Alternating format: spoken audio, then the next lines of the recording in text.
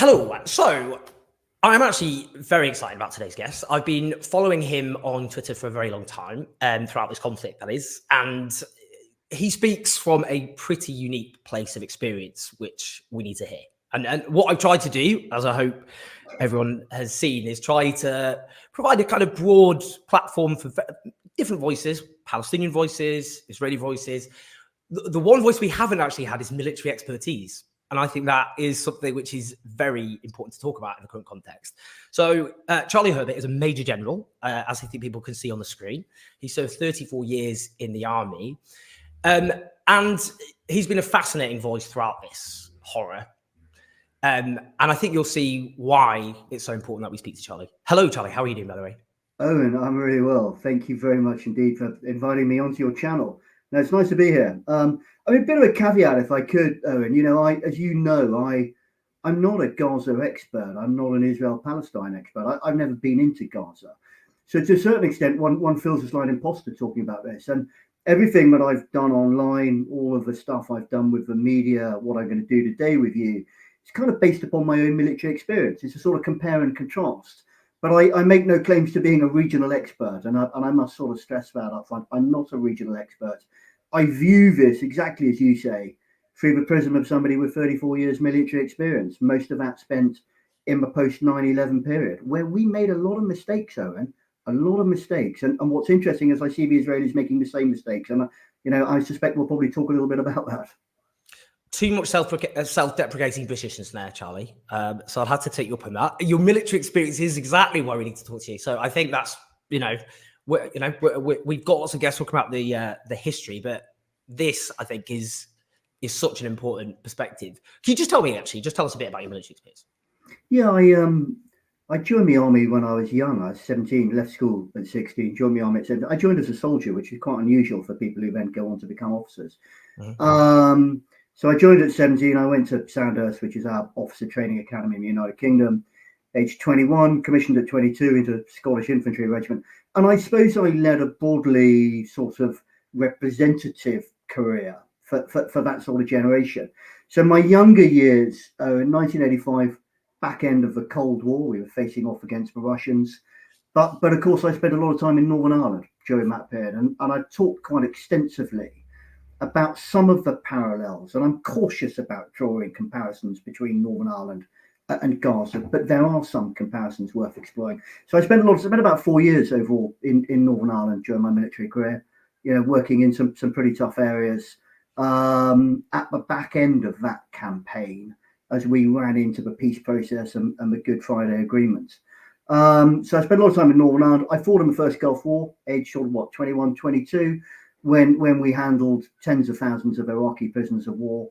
That's kind of influenced my thoughts upon the way in which we handle, or the way in which the Israelis are handling detainees and prisoners of war. And I've commented quite extensively about that on social media. I served in Bosnia in the 1990s, which kind of very much war amongst people, populated areas. Everybody remembers those awful scenes of ethnic cleansing.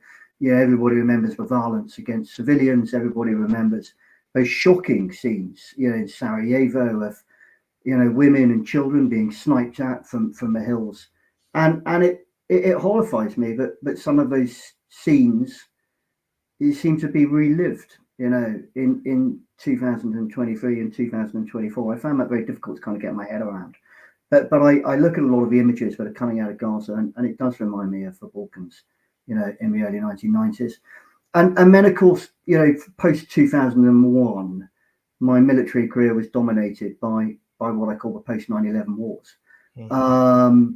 I did 3 tours in Iraq. I'm always cautious about talking about Iraq. And if I do, I remember what went wrong in Iraq. I remember those awful, war crime atrocities that US servicemen committed up in Abu Ghraib. I'd never preach anybody about morality and about the treatment of prisoners, because I saw what went wrong. There were some instances in the United Kingdom of war crimes, and people went to jail. They were very isolated down in Basra. I saw and I read and I heard about rendition, detention without trial, Abu Ghraib, Guantanamo Bay. And what goes wrong when a country is so traumatized by attack, in the case of the United States after 9/11, so traumatized by attack, that it loses its moral compass. And to a certain extent, I think I do think President Biden was trying to warn Israel after October the 7th, where America got it wrong, and the dangers of losing one's moral compass as one seeks retribution for what happened on the 7th of October. And then the latter few years of my career was spent in Afghanistan. I did 3 tours in Afghanistan, 2007, 2010, 2017, 18. I left the army in about late 2019, and I went off to Somalia. I spent 3 years in Somalia working with the Somali government, trying to help them on counter-terrorist stuff, develop their Ministry of Interior Security, trying to help them in the fight against Al-Shabaab. I've stepped completely away from the defence and security world. I do a little bit of military analysis. I don't do a great deal. I sort of comment online about it. But more recently, I've done a little bits and bobs in the media.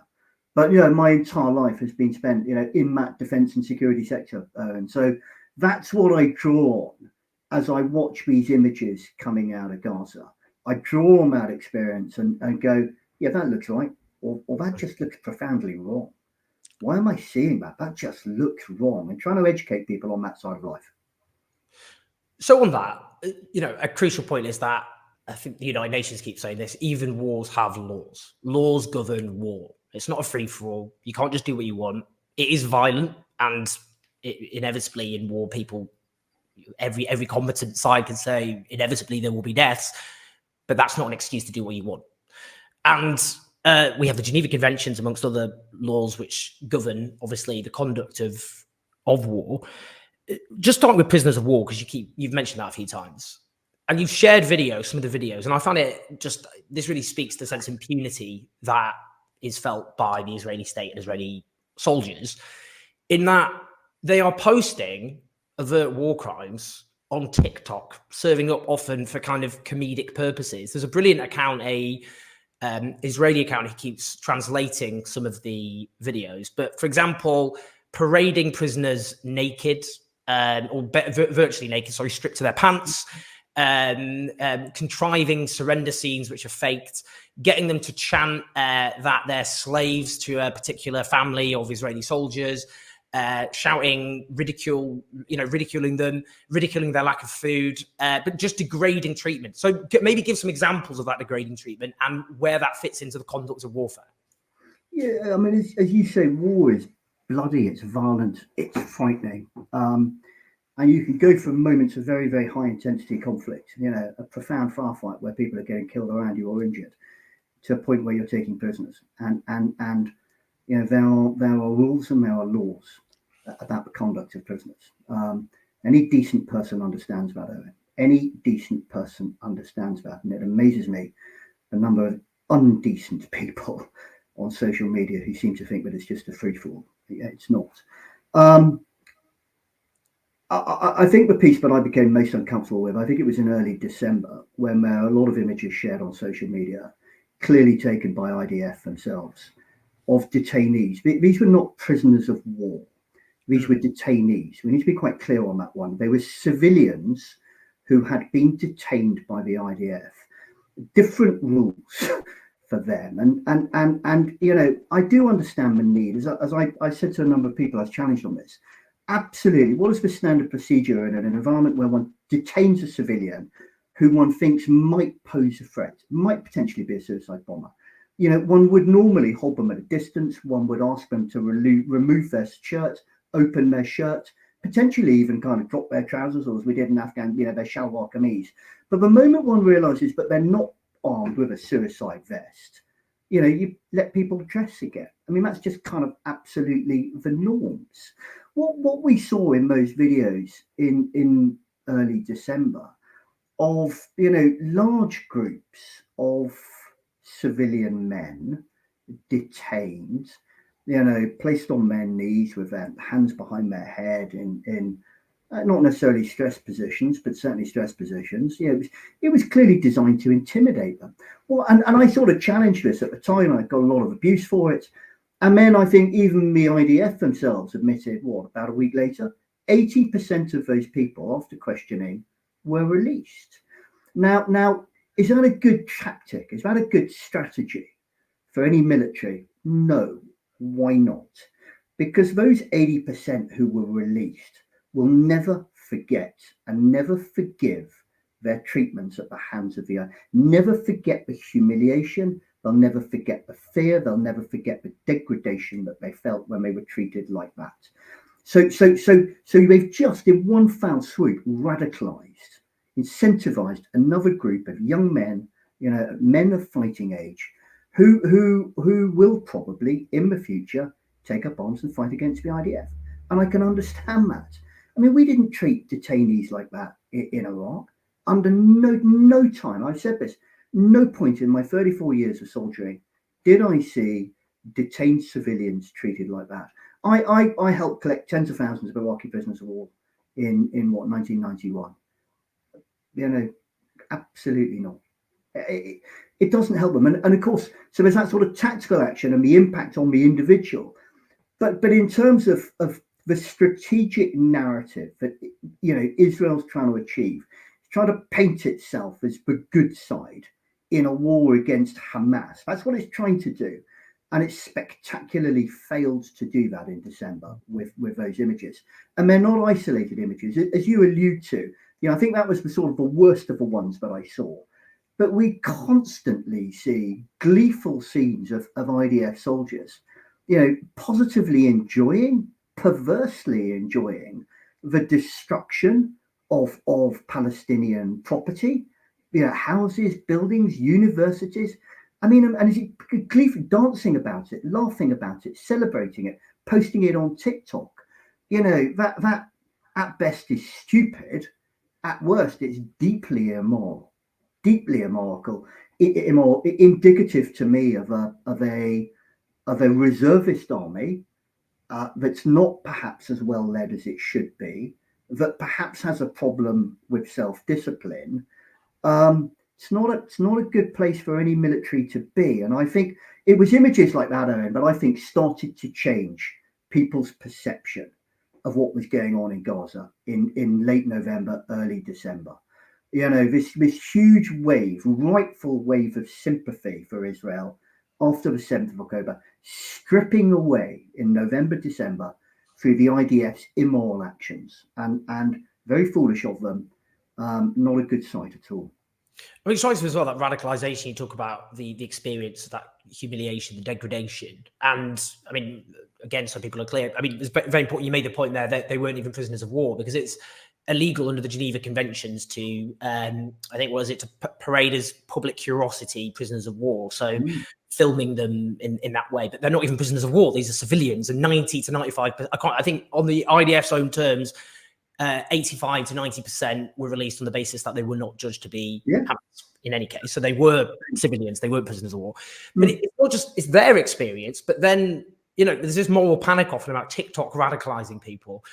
But I can't think of any better material than the IDF gleefully posting videos on TikTok of them setting fire to homes, rummaging through the personal possessions of Palestinians or even stealing their stuff, blowing up universities they've dynamited or civilian properties and laughing hysterically, and forcing detainees, often just civilians, to chant humiliating things whilst they're stripped virtually naked.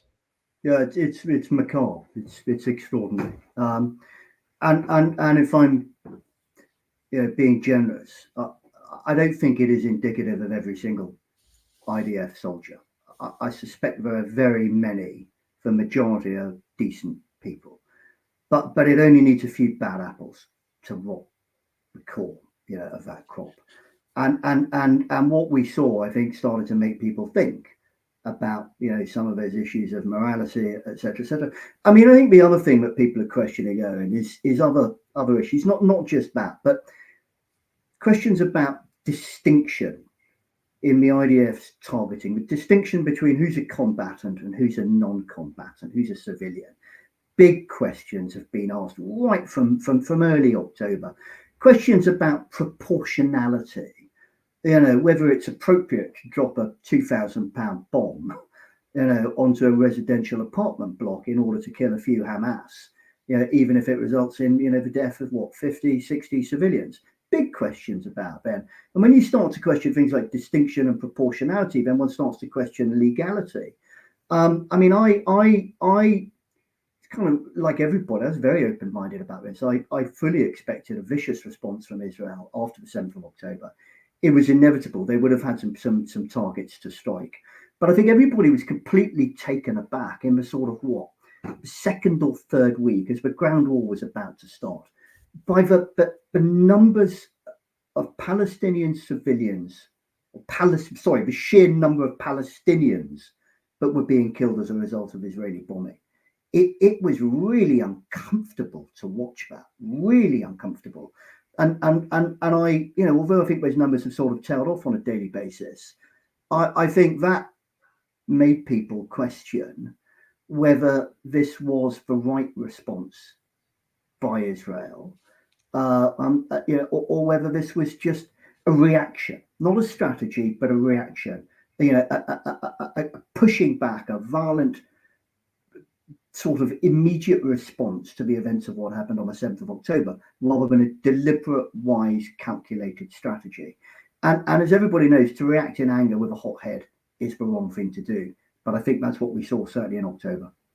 Just on that, before I ask you about that question of civilian targets and how they, I guess, the Israeli state has prosecuted this onslaught. Yoav Gallant, who's the Minister of Defense, who's, I think people often know, when he spoke about the siege that was imposed on Gaza and where all water, energy, everything was cut off, he said, on the basis we're fighting human animals. I'm interested what you think about that, which was cited in South Africa's case at the ICJ. But the other thing he said, which the judge, the president of the ICJ, noted specifically in her judgment, was that 2 or 3 days after the onslaught began, he told Israeli soldiers that I have released all restrictions on soldiers. And I'm just wondering what you think about that statement, which was, because that's, I mean, as I said, that's specifically in the ICJ judgment about what the Minister of Defense actually told soldiers, which is that all restrictions have been removed. I'm just, as a former soldier, what you think about that? Yeah, I mean, this suggestion that you remove all restrictions. I mean, what do you mean by that, Minister? What, all legal constraints? That's not within your gift to do that, is what I would be saying to a minister if I was the Chief of Defence. I think that's kind of my first point on that one. It's inevitable that there was going to be a violent reaction. Gallant right at the beginning, I think on about day 2 or day 3, said, the mission here is to eliminate Hamas. To eliminate, and I remember kind of thinking to myself about that. Is that a political goal? Is that a kind of military goal? How realistic of that? But the first thing one has to do in war is to set realistic end states, a realistic end state that can be achieved, and then to set one, a series of military objectives that are going to contribute to that one. This idea that you can eliminate Hamas by military force alone is deeply flawed. A deeply flawed idea. And I think, this is at the heart of my kind of concern right from the outset, that they can try to kill their way to victory. They can try to kill their way to peace, but it's not going to work. And I don't want to sort of draw too many parallels with Northern Ireland. We got to peace in Northern Ireland over a 30-year period through compromise and political accommodation. We didn't get there through a decisive military victory. And that is the same in all ultimately political problems. And, let's face it, I don't need to tell you, this is a political problem. This isn't a military problem which we're facing here. And the problem with Israel is it's one of the most militarized societies in the world, Owen. And when you have that, every problem looks like it can only be solved with a tank. That is the problem of having a militarized society, and that's how they've approached this problem. So I think Gallant was wrong. I think it was an unrealistic end state, elimination purely through a military operation. It's never going to happen. This is just. I've said this 1,000 times. I'll always say this. This war has to be viewed as part of the continuation of violence that has taken place through the 21st century. 1948, 1967, 1973, 1982, 2006. If Gallant and Netanyahu thinks this is going to be any more decisive, is going to bring peace to Israel and Palestine, anything more than any of the other wars, then they're naive, simplistic, and foolish. On that, you mentioned 2006, and you refer there to the Second Lebanon War. 972 plus 972 magazine it's an Israeli-Palestinian magazine, and they did a really fascinating, in-depth piece called A Mass Assassination Factory, which was based on conversations with Israeli intelligence officers who gave basically an explanation of how this war was being conducted. And they spoke about so-called power targets, which are, for example, high-rise buildings. So one of them says the perception is that it really hurts Hamas when high-rise buildings are taken down because it creates a public reaction in the Gaza Strip and scares the population. They wanted to give the citizens of Gaza the feeling that Hamas is not in control of the situation. Sometimes they topple buildings and sometimes postal service and government buildings. The reason I mentioned 2006 is they go on to say, although it's unprecedented for the Israeli army to attack more than 1,000 power targets in 5 days, the idea of causing mass devastation to civilian areas for strategic purposes was formulated in previous military operations in Gaza, honed by the so-called Daher doctrine from the Second Lebanon War 2006. Now, that was developed by the former IDF chief of staff, who's now part of the current war cabinet. In the war against, for example, Hezbollah, the idea you use disproportionate and overwhelming force while targeting civilian and government infrastructure in order to establish deterrence and force the civilian population to pressure the groups to end their attacks.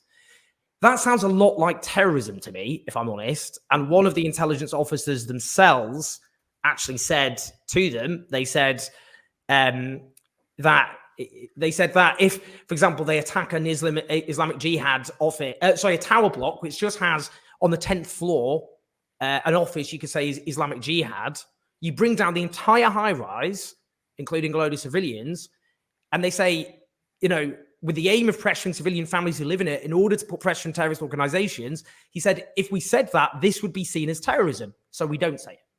What do you think about that? Yeah, it's there's a lot of theories around warfare and how to win wars. And in the Second World War, there was this view if we attack the German industrial base, it will shorten the war. Some truth in that. If you attack the transport hubs, the major cities, Dresden and Berlin and places like that, that will hasten, shorten the war. And they're never necessarily found. And for a number of years, for the last 20 years, people have been looking for the silver bullet that will bring wars to an end quickly. We talk it, identifying the enemy's center of gravity and striking it. That thing which will cause him to collapse. And very often, that center of gravity is defined as the leader. If you hit the right leader or the right group of senior leaders, the organization will collapse and splinter or surrender. This kind of notion that you refer to, that you bomb residential buildings in order to bring about effective military victory, I don't really know where that comes from. I don't know any other military that follows a doctrine that's related to that one. I think it's wishful thinking. I think it's a bizarre way of fighting a war. And I can't help thinking, Owen, that it's punitive. It's intended to punish rather than actually intended to achieve anything. Who's it punishing? The civilian population. Why? Because Israel perceives them as supporting Hamas. I mean, that's nonsensical. It's nonsensical. It's probably illegal in terms of international humanitarian law. And it certainly appears to me to be unethical. It's absolutely legitimate to target Yahya Sinwar. It's absolutely legitimate to target the tunnel system. Absolutely legitimate to target, factories that might be producing rockets or any of that stuff. But to target residential accommodation blocks for some reason is bizarre. But I think that's what we're seeing. Some of the imagery we're seeing at the moment from North Gaza, it's post-apocalyptic. It almost looks like somebody's dropped a nuclear bomb on it. It looks like Hiroshima or Nagasaki. I mean, it's staggering. I know there's a lot of collateral damage when you fight in an urban area. Whether that is in Mosul or whether that is in Raqqa. or whether that is wherever. I get that. But I'm afraid an awful lot of the damage, the sheer extent of the damage in the northern part of the Gaza city looks to me to be deliberate. It's hard to view it as anything other than deliberate, not as collateral damage as a result of a tough urban fight. It looks almost like, and I've said this, it looks almost like a deliberate policy to prevent the Palestinians from returning to that area. And that's uncomfortable. I mean, do you think, as speaking of military experience, you look at this and think, well, actually, this can't be based on a kind of military end, because a lot of Israeli ministers are very open about the fact they want to ethnically cleanse Gaza of the Palestinian population altogether. And a lot of them keep using this term voluntary migration, which is an absurdity. People don't want to leave their homes. But the way you frame it is you make it an inhospitable place to live. And therefore, you say, for humanitarian reasons, those who have survived are going to have to leave. And do you think that's the danger here? What you're seeing from a military perspective is basically you make it inhospitable, and therefore you lay the grounds for just getting rid of the Palestinians. I mean, we called it ethnic cleansing in the Balkans. We didn't mince our words about it. It was called ethnic cleansing. The deliberate destruction of property, fear and intimidation and violence in order to drive a population out of an area. And all factions did that in the Balkans in the 1990s. And now the only thing that I'd take issue with your comment there is, I think you said, or you suggested, but all Israelis think like this. I'm not sure. Oh, no, I didn't say that. Yeah, no. I think the majority. No, I said Israeli ministers. Sorry, Israeli ministers. No, absolutely. The Gallants and the far right, the Likud members and all of that. Absolutely. No doubt about this. They've said this is their policy. Yeah. I think there were 12 cabinet ministers, weren't there, at this sort of resettle Gaza conference party last week. It's they've said it. They've said this is their aim. And I think when one looks at the level of destruction in North Gaza, there must be evidence that backs up their words. Acts, words, and deeds is what we've seen there. To be quite honest, it's hard to view it as anything other. It's hard to suggest anything other than that. Just into some of the excuses that have been used, and I worry a little bit about kind of contagion, about how basically war crimes are normalized, where Israel will argue, well, or defenders of Israel's behavior in Gaza will say either, always move the conversation back to 7th of October, where atrocities were committed, and obviously no one should be any illusion about that. The clock didn't begin on the 7th of October, and obviously you mentioned that horrific history the Palestinian population have suffered. They've been occupied, displaced, ethnically cleansed on a grand scale. Various international organizations call it apartheid. They sort of mass slaughter, incarceration. We could go on. But they'll say 7th of October, or they'll say, well, Hamas commit war crimes, or they'll say, because, they'll claim it's not the 7th of October, therefore they started it, and therefore everything that happens, everything Israel's army does, they'll say, well, that's Hamas's fault altogether. And that just means you give yourself a charter to behave as you wish. You can do anything then and just say, well, blame Hamas. And that, for me, seems like there's a lot of people who call themselves moderate and sensible and all the rest of it end up normalizing overt war crimes. And where does that leave? Yeah, I mean, as you rightly say, 7th of October was abhorrent, it was utterly repellent. And as I said, everybody involved in the massacre on that day, deserves a special place in hell. There's no doubt about that. Indefensible. But as you rightly say, history didn't start on the 7th of October. It didn't. And irrespective of the evils that were committed by Hamas on the 7th of October, that doesn't give anybody, it doesn't mean that the Israeli Defense Forces have any right to resort to those levels of barbarity. It doesn't. That's not what proportionality is all about. People say proportionality means that the Israelis should be allowed to do exactly what Hamas did on the 7th of October. No, that's not the case. All of those would be war crimes. But the difference, of course, in my mind is Israel is on the face of it, a democratic state. Hamas is a non-state actor. It's not wrong that we should be holding Israel and the Israeli Defense Forces to a much higher standard of behavior than we do Hamas. This is the kind of key point. And if Israel, if the Israeli Defense Forces lose their moral compass and commit war crimes or acts that are bordering on war crimes, which are unethical, then they lose that moral superiority, that moral supremacy, which they have or that they had. It's absolutely appropriate. We should be holding them. We held ourselves in Afghanistan to a higher standard of accountability than we did the Taliban. Of course we did.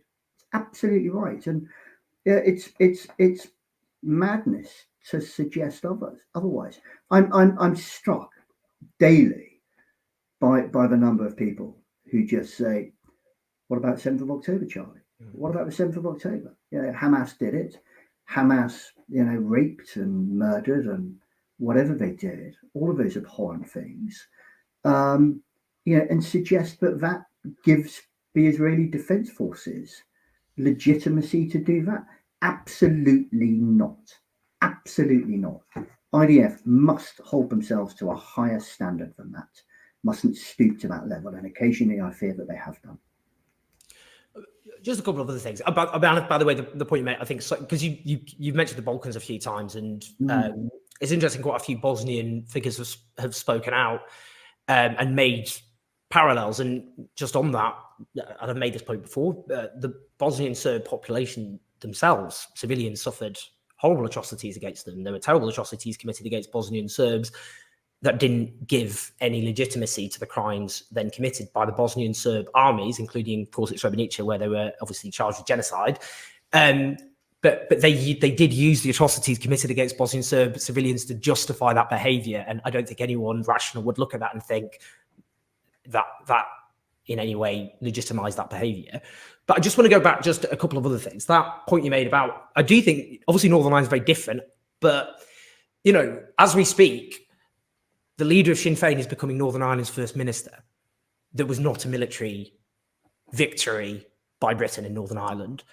And actually, if we think about Bloody Sunday, if we think about, why have I forgotten the name? Mass detention without charge. What was it called? Internment. Internment, yes, sorry. Internment. All of those things actually just recruited the IRA, didn't it? It didn't make the war shorter.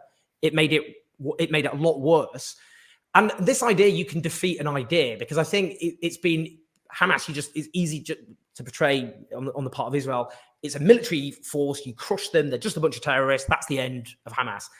It doesn't work like that. It's a political movement and ideology. You can't militarily defeat an idea, can you? No, and if Northern Ireland analogy, it's a crude one. Northern Ireland in the late 1960s. When it all sort of kicked off again, was a result of great social and economic injustice of the Catholic population. And it was inevitable that armed resistance came out of that. From the civil rights movement in the 1960s grew armed resistance again. And how was that defeated over the next sort of 30 years? There's a little bit of military pressure and intelligence pressure and policing pressure was applied to the RA. But ultimately, the root causes of that conflict were addressed. Economic, equal rights, human rights for Catholics, employment prospects, the full kind of weight of government, military, economic, information, diplomatic, all of those things were applied to deal with the Northern Ireland problem, as we called it. And by the late sort of 1980s, it was obvious, I think, to everybody involved that a political process was going to bring about a successful outcome quicker than a military one. We could still be fighting if we hadn't. And that lesson should not be lost on Israel right now. That, Northern Ireland was not won. Peace did not come about as a result of military action. It didn't. And it won't in Gaza either. It's got to be a long-term political process. Everything. I mean, we've not used the O word, occupation, Owen. Until occupation is addressed and dealt with, violence will continue. And my great fear, Owen, is that this war will come to an end at some point over the next couple of months, but it's just a frozen conflict. and it will spark again in 3 years' time, and 6 years' time, and 9 years' time, and 15 years' time.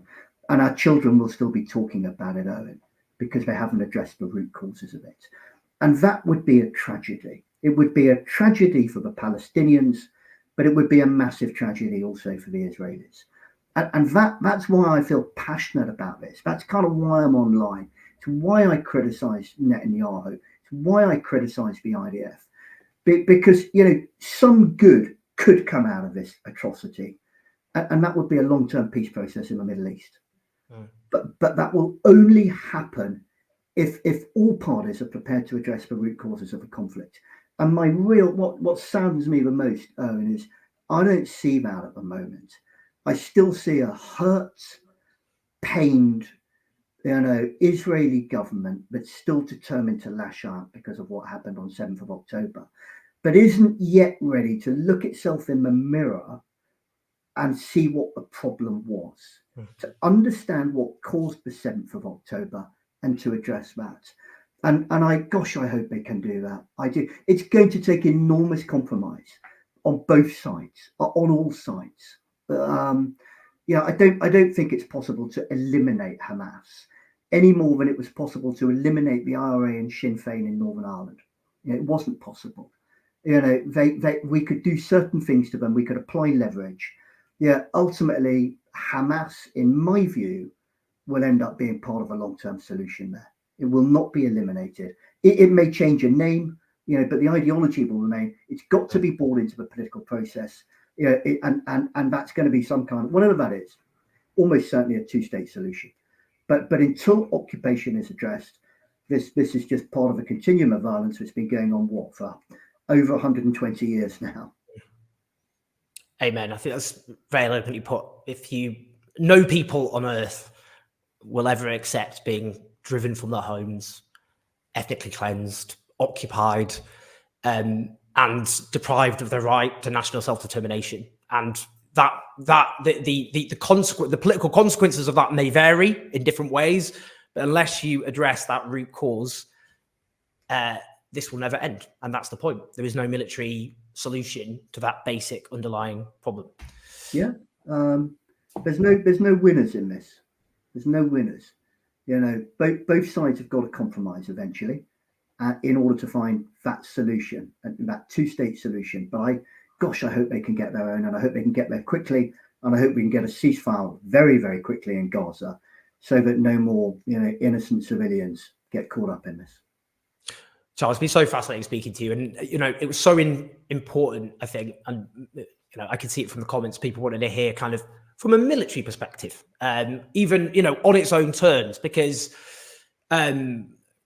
Israel does have, at the moment, it has had a blank check for a long time. It is armed and supported by the West, and what happens in Gaza is essentially in our names to some degree because it is a Western ally. But I think just talking about someone from military experience, the arguments presented on their own terms by Israel, just taking those apart, I think is really, really important. And it's important we have a range of voices, from Israeli peace activists to Palestinians and very insightful guests like yourself. So please, those watching or listening, do share and press like and subscribe. But Charlie, it's been an honor. Thank you so much. No, Owen, thank you very much indeed for having me on your program. Thank you.